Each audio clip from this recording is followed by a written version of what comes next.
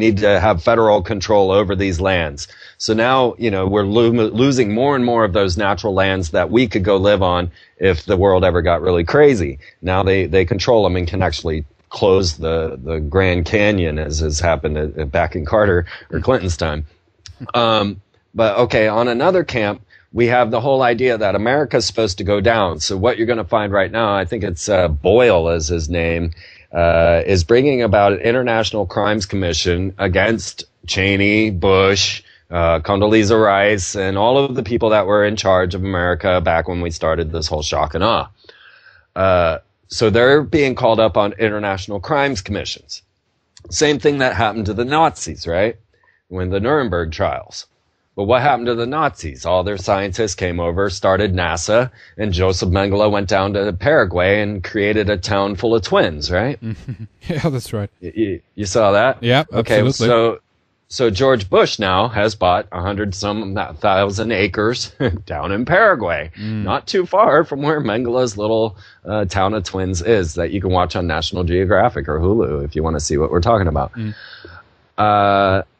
So we're watching as these guys, they're all like, send us money for Haiti. And yet they're setting up their escape route to Paraguay, just like the Nazis did, and getting themselves all set up. So when this International Crimes Commission, now people are pushing 9/11 truth. They're pushing, let's go get those. We need justice. And justice was the thing that they had programmed into you. Now let me just sidetrack. Do we have a minute? Yeah, of course. Go ahead. The idea of justice, this just sparked in my brain. I was doing some work with the Aleister Crowley Tarot deck, and I realized that he had incorporated 9/11 into the justice card. And this is really strange. Oh God, I hope this isn't too confusing, but basically the tarot is a way of seeing the spectrum out on the tree of life, which they believe is pretty much the other dimensions. It's like a map of the other dimensions, and you can discern information from the other dimensions that lead to your life by reading tarot cards.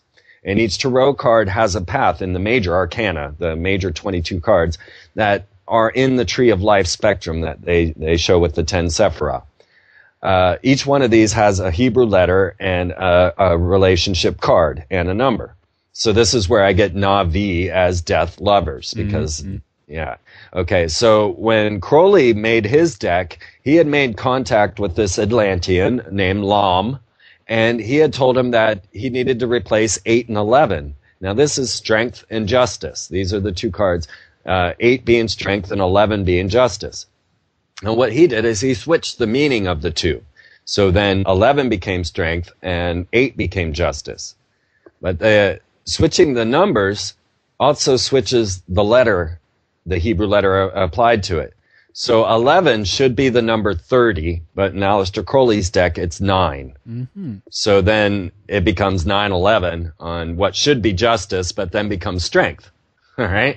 So, it's kind of a weird mystery that it really needs to be seen in a film to be fully understood. But I just wanted to say Aleister Crowley had actually incorporated 9/11 into his tarot deck back in 1920, 1930. Very interesting. Yeah.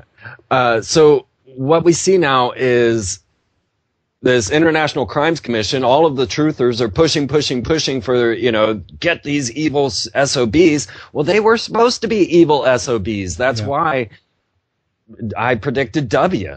W was the letter of the fallen angels. It's the letter of the dark side. And if you just take Kabbalism and you apply it to our world, you start to see more. And so I predicted W would be forced into office because they needed everyone angry about the system. And so the whole Jeb Bush conspiracy was a conspiracy within the conspiracy you were supposed to know about and you were supposed to be angry about. And so now, same situation, only on a global scale. Everybody's supposed to think America's Satan.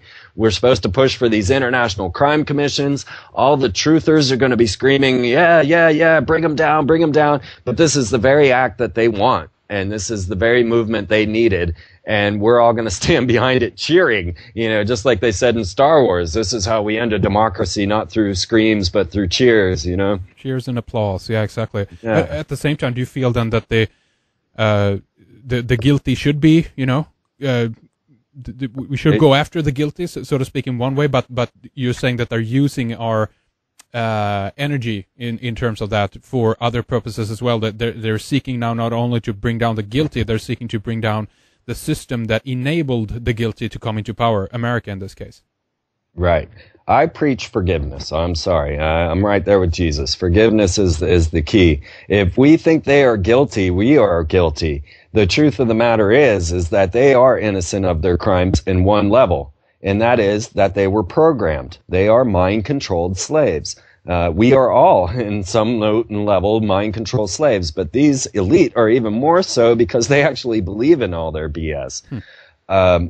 So W, it wasn't his fault. He didn't plan this attack. It wasn't him who used Jeb Bush to get into power. It is these Illuminati forces, the elite, within, like the Council on Foreign Relations, Bilderbergers, but even higher up than that, you're going to get to these mysteries and to maybe even to extraterrestrial control. Yeah. So we cannot blame Britney Spears for freaking out. She was a mind control slave. We cannot blame her for the damage she has done by promoting sex to little children. We can't blame her because she was a mind control slave. In that same way, we can't blame Bush, Cheney, or any of them for being put into the spectrum that they were put into. And if we keep seeking this justice, as we have been promoted and indoctrinated to believe justice, what we believe in justice is violent justice. Yeah. And that's what Hollywood keeps telling us, dark hero, dark hero. So no, we have to forgive and forget. That's the only solution, because if we go and attack, all we do is replace our attacker. And the cycle of abuse and violence continues, obviously, and at the same, I think you're bringing up a very good point here, and at the same time, then it's like, I lost my train of thought now, but there's something I'm going to say there. But you're basically talking about two sides of the camp here, Freeman, and then you have a third side to this as well. Then was that what you were going to want to bring up? Yeah, I did. Oh, you did. I lost my train too. So, well, that happens. I was looking at the Rainbow family that I belong to. We are a quote unquote terrorist organization, and I put us right up there, and they put us right up there with homeschooling or Christians that believe in the end of the world. Rainbow is a group of humans that come together every year from every spectrum of life. There's every variety of human out there, from doctors to lowlifes to just your typical vagabond. All gathering together and having a great time together, sharing, eating together, sharing religions, sharing all their culture, sharing whatever. It doesn't matter. When they're brought out of the mindset that we are programmed into, they forget all about that because you've transplanted them into this alternate reality, the woods.